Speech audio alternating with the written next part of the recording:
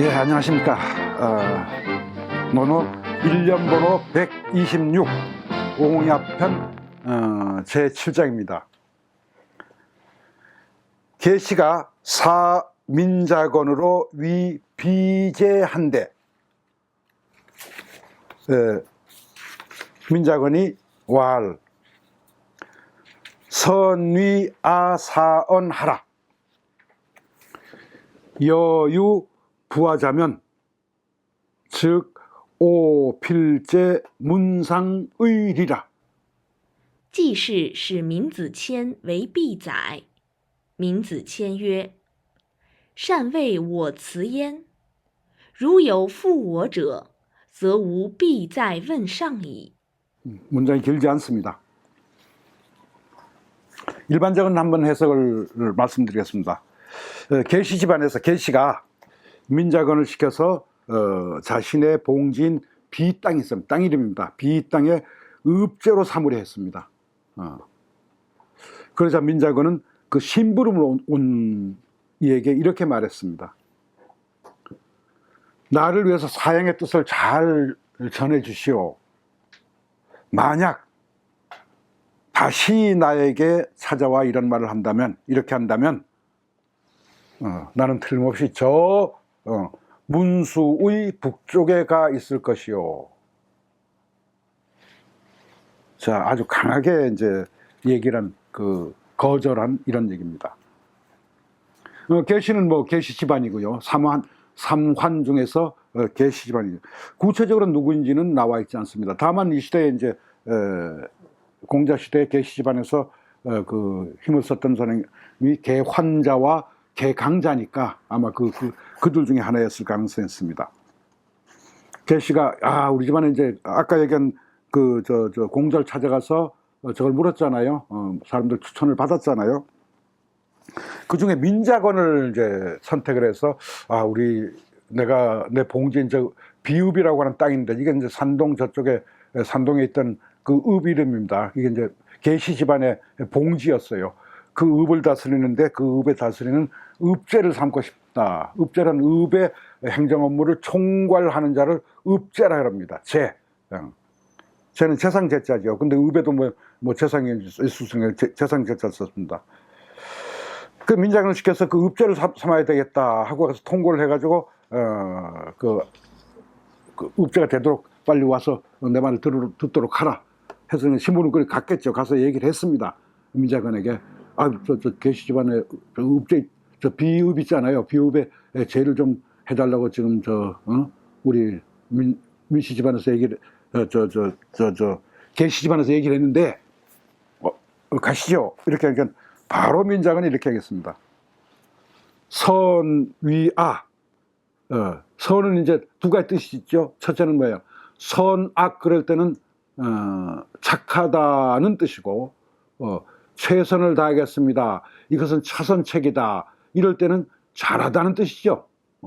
선하다가 아니고 선악의 선이 아니고, 그럼 여기서는 잘하는 부사가 되겠죠. 그죠? 부사. 위는 여기에 거성으로 그렸습니다. 거성. 그럼 지금의 거성은 이제 사성인데, 거성은 뭐예요? 위하다 이런 뜻이죠. 누구누구를 위하다. 그럼 나를 위해서 말하다 혹은 사양의 말을 하다. 사자 이제 두 가지 뜻이 있습니다. 말하는 뜻도 있고 사양하다는 뜻도 있고. 그럼 사양의 말 두 가지 다 들어가서 설명을 해도 관계없죠. 잘 말해 주시오. 언자가 들어갔습니다.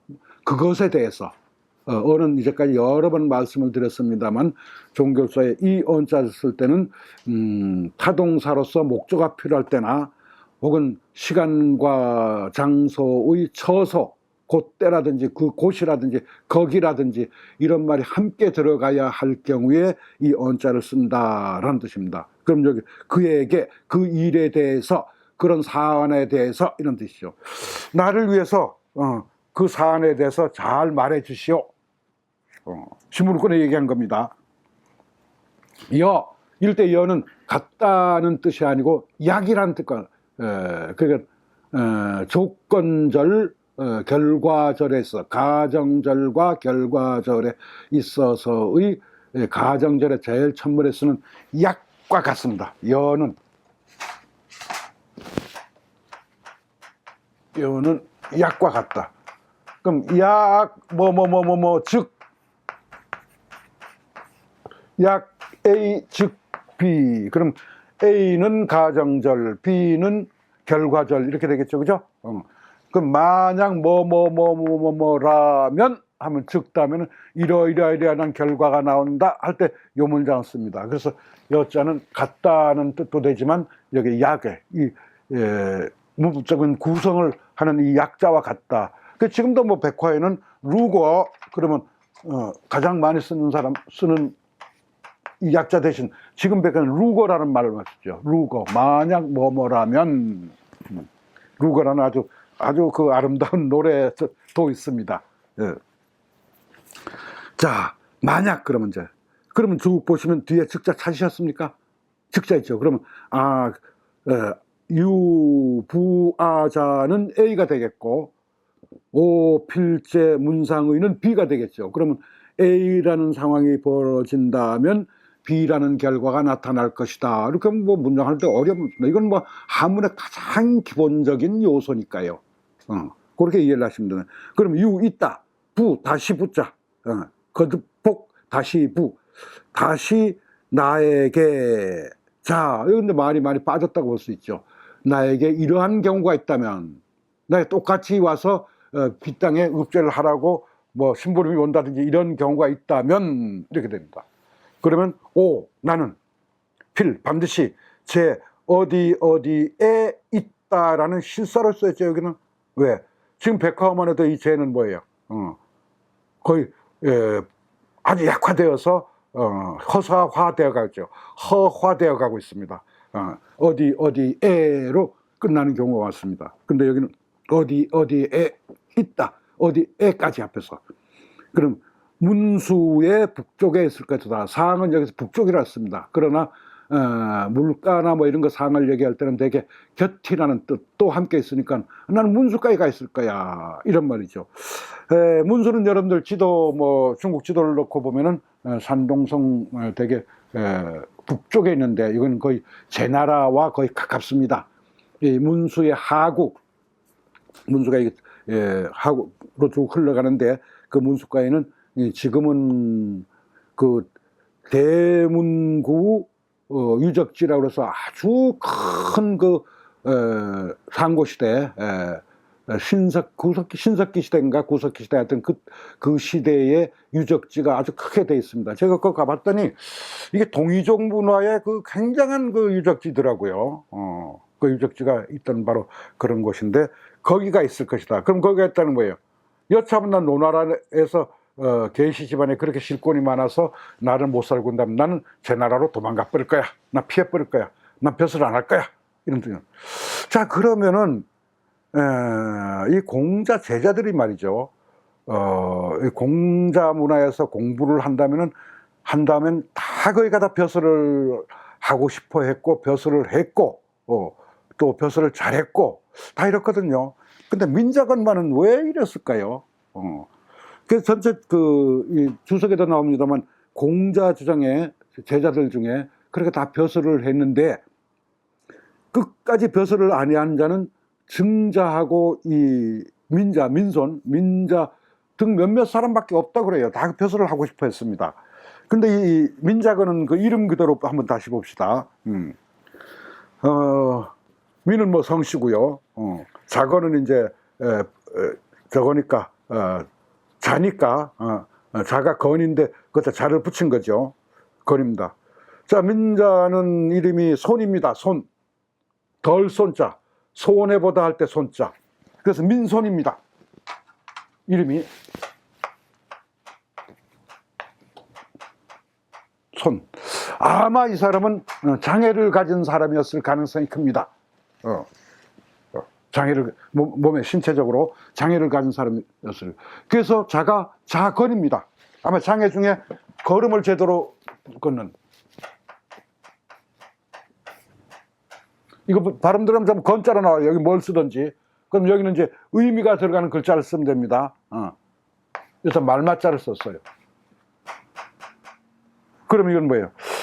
쩔뚝거리는 말이거든요. 걸음을 쩔뚝쩔뚝 걷는 말이란 뜻이에요. 그럼 아마 이 걸음에 장애를 약간 가졌던 그런 사람이었을 가능성이 있다. 그래서 이것도 이름과 자의 연관성을 지어보시면 따로 외우실 필요 없이 민손 그러면 작은, 민작은 그럼 민손, 또 민건 그럴지라도 그건 민손, 이렇게 이해를 하시면 되는데, 이 민작은 굉장히 그 학문에 공을 들이면서 자기는 공부할 사람인지 벼슬할 사람이 아니다, 이렇게 느꼈어요. 그래서 그래도 이제 그 자기 벼슬 자리가 오니까, 난 그게 아닙니다. 전 계속 공부를 해야지. 그 나가서 뭐 읍제를 하고 무슨 뭐 벼슬을 하고 뭐 이러고 싶지 않습니다. 그렇게 해서 자기는 벼슬 안 하겠다고 강하게 이제 거부를 한 그런 겁니다. 여러분 마찬가지입니다. 살아가면서 아직 자기가 갖추어지지 않았는데, 또는 자기의 특장과 성향과 또 이런 것이 그쪽이 아닌데 그쪽이 이익이 된다거나 명예가 된다거나 해서 그 자리를 덜컥하고 갔다가는 꼭 나중에 문제가 생겨요. 그런 경우 좀 많이 봅니다. 특히 뭐 높은 벼슬 자리 간 분들 가끔 이렇게 무슨 뭐 TV에서 보거나 뭐에서 볼 때 저분은 저 자리가 아닌데 라는 경우가 있는 사람도 있고요. 또 같이 오랫동안 같이 공부한 뭐 동문이라든지 동창이라든지 보면 저 친구는 저런 길로 가는 것이 아닌데 라고 했을 때 그 길로 가서 자기 꿈을 제대로 펴지 못하는 경우를 볼 수가 있습니다. 그래서 내 꿈이 뭐다, 또 내가 무엇을 잘한다, 나는 어디에 또 늘 관심이 있다 할 땐 그 관심 있는 바로 가야지 일생이 즐거고, 설령 돈을 못 벌고 명예를 덜 취한다 할지라도 그것이 삶의 행복이 아닌가, 그렇게 느낍니다. 저도 옛날에 공부를 할 때 많은 친구들이 그저 빨리 가서 교단에 쓰겠다고 해서, 또 그때 마침 또 나라에서 그런 대학이 확장하고 이래서 많은 사람들이 그 교단으로 빨리빨리 갔어요. 나는 끝까지 공부를 해야 되겠다 그랬는데, 저한테도 그런, 마지막으로 다 떠나고 나서 마지막으로 저한테도 그게 왔어요. 그래서 나는 안 가겠다 그랬습니다. 내 공부를 다 마친 다음에 가는 것이 내가 맞지, 무슨 자리만 좋다고 또 어서 먹고 살기 위해서 또 이래서 얼른 교단으로 가는 것은 아직은 문제가 있다 스스로 해서 끝까지 견뎌서 공부를 다 마친 다음에 들어왔더니 그 다음에 아주 편하더라고요. 또 왜? 이제 내 공부를 할 요건들이 다 갖추어져 있기 때문에 공부만 계속하면 되겠다 해서 너무 즐겁고 행복했던 그런 적이 있습니다. 물론 이 민장원처럼 이런 경우는 아니겠지만, 살아가면서 어떤 경우에도 좀 갖출 만큼 갖출 때까지 기다릴 줄 아는 것. 쉽게 하면 곡물이나 과일도 어느 정도 익은 다음에 수확을 해야 되지 않을까요? 익기 전에 그걸 수확하는 것은 좀 빠르고, 더군다나 민장원처럼 자기는 이 길로 가는 것이 아니다라고 느낀 자가 그 길로 가도록 유도를 했을 때 어떤 유혹도 어떤 이익도 뒤로 미룰 수 있는 그런 의기와 용기, 그리고 자기 자신감, 이런 것이 있다면 그런 사람이 이 세상 살아가면서 행복한 사람이 아닌가, 그렇게 느낍니다. 여기까지입니다.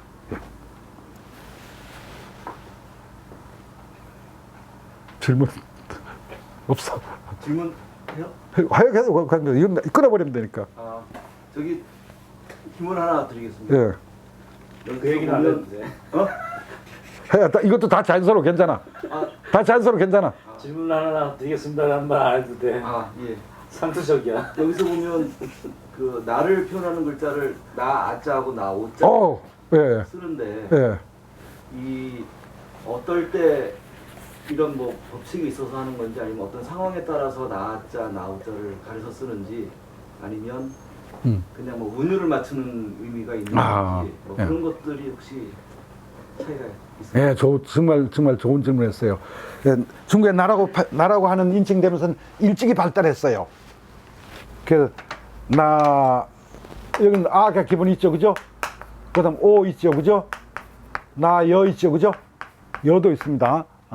이렇게 이제 있는데, 금방 얘기대로 이 세 개는 다 그 당시에 그 언어 현상이었다. 예를 들면 그런데 어떤 사람은 워 그러고, 어떤 사람은 우 그러고, 어떤 사람은 뭐 위 그러고, 뭐 이렇게 해서 그때마다 이제 그런 말이 있어요. 그 말에 맞는 글자를 하다 보니까 이렇게 같은 저게 많았다. 근데 특징적으로는 다 보시면 다 이건 다 유모쌍성이라서 이응이응이죠. 아, 오, 여. 앞에 뭐 저 음가가 없는 겁니다. 그래서 이렇게 해서 그 당시에 나라관 인증되면 여러 개 발달했는데, 그것을 이제 필요에 따라 쓴 것이고, 금방 질문 중에 이게 뭐 어떤 운이 맞추기 위해서 그런 거냐, 또 아니면은 이게 어떤 상황에 따라서 그런 거냐 하는 그런 질문은 굉장히 좋은 질문이에요. 왜? 그런 식으로, 그런 분석으로 한번 이렇게 들여다보면요. 아, 요건 운을 맞추기 위해서, 똑같은 의미의 글자가 여러 개 있는데 요 글자를 딱 갖다 썼구나 하고 발견할 수 있는 공부 방법 중에 하나거든요. 그래서 그런 질문은 아주 대단해요. 그만 예를 들어 상황에 따라서 또 그렇게 썼느냐? 그럴 수도 있습니다. 예를 들면 상대가 저 사람은 자꾸 아라는 발음보다 오라는 나라는 말을 더 할 때 안 했어. 그러면 그때는 이제 오라고 써주는 거고, 그럼 그럼 내가 생각하기에는 그럼 또 그 사람은 저 아라는 말을 말했어. 또 나는 내 습관적으로 여 이런 말을 써. 내가 뭐 할 땐 여 이렇게 많이 써 하고, 그래서 그건 언어의 한 현상이다. 심지어 이 글자도 또 나라는 뜻이에요. 예를 들면 훈민정음 서문에, 그죠? 여차 민연하야, 그죠? 일단 이것도 또 나라는 뜻이에요. 그래서 이게 줄여자하고 같은데, 줄여자하고 같거든요. 그런데도 이렇게 많이 쓴다 해서 중국어는 글자 하나가 의문에 따라서 바뀌어 쓸 수도 있고, 또 필요에 따라서 자기가 그럼 왜 이런 현상이 나타났는가? 옛날 필기구나 이것이 다 발달하지 않고, 뭐 사전이 금방 찾을 수 있는 것도 아니고, 뭐 할 때 쭉쭉 베껴 쓰는 사람이, 이 기록하는 사람이, 그때 선생님이 예를 들면 아라고 얘기하는지 오라고 얘기하는지 여라고 얘기하는지 이여라고 얘기하는지 뭐 기억 안 날 때가 있어요. 그죠? 제자들이 이 공자의 말을 기록할 때. 그래서 공자는 그때 오라고 말씀하신 것 같다. 그 쓰면 그만이에요. 근데 그때 여라고 말씀하셨나? 그럼 여라고 자기 표현을 하셨나? 이거 쓰면 돼요. 그래서 요거는 언어의 기록 방법이고 언어의 하나의 현상이다. 이렇게 생각해서 여기에 나오는 오도 쓰고 아도 쓰고 여도 쓰는 것은 특별한 그 차이를 발견할 수는 없다. 이건 좋은 질문이었습니다. 예. 됐어요.